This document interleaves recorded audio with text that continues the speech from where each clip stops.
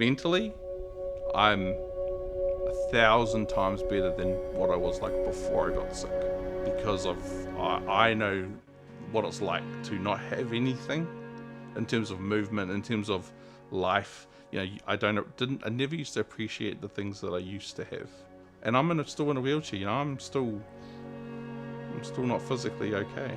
Well, she went to the doctors. My legs were starting to give out, quite weak. She said, it could be this super rare condition called Guillain-Barré syndrome. She actually saved my life. The gist of GBS is your body gets an infection. It fights off the infection, but it doesn't stop fighting.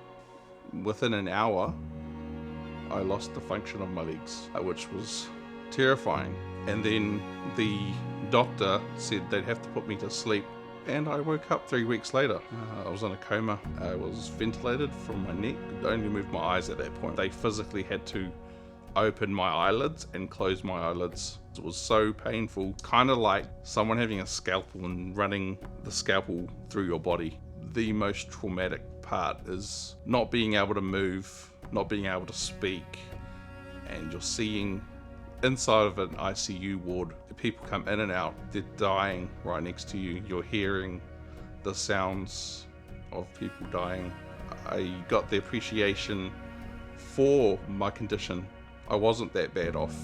My brain was okay, I just couldn't breathe and couldn't move. The only way I could communicate was via an eye chart, which was very tough. Some movement came back, I could turn my head. So once I left the ICU, that was when I was able to talk and eat. I didn't eat for 5 months either. I lost 51 kgs while I was in hospital. I went down to stick and bone. I got really depressed and I felt very helpless. So I was basically being fed for a year and a half. Couldn't feed myself, couldn't brush my own teeth. So I've really experienced what it's like to be a tetraplegic, not being able to do anything, and it really gives me that appreciation about the things I can do now. My main goal was to get home, but as soon as I got home, probably one of the best days of my life, I noticed even within the first day or two, I just got this joy about life,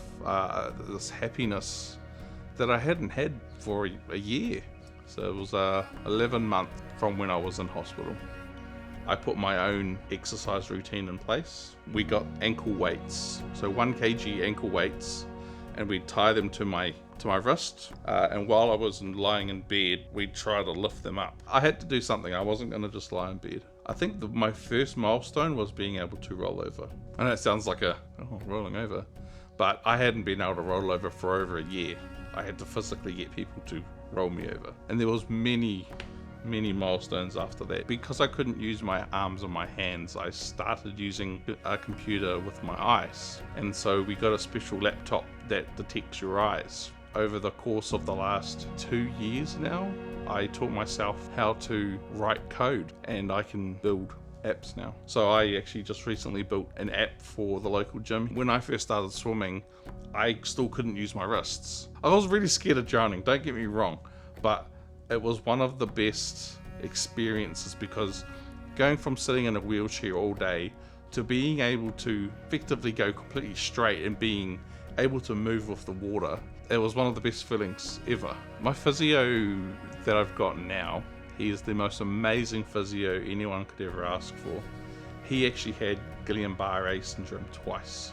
His name is Whatarangi, and he's used those techniques that he used when he was going through it on me, and they're amazing. Today was a huge milestone. Everyone was clapping. So I was walking without any assistance at all. Physically, obviously, I'm not 100%. That doesn't stop me from doing 99% of the things that I want to do anyway. Some days it can take its toll, I feel like, I'm not improving. But then someone can say, hey, what could you do last year? You think back, you're like, well, actually, I couldn't even feed myself last year. Now, I'm feeding myself too much.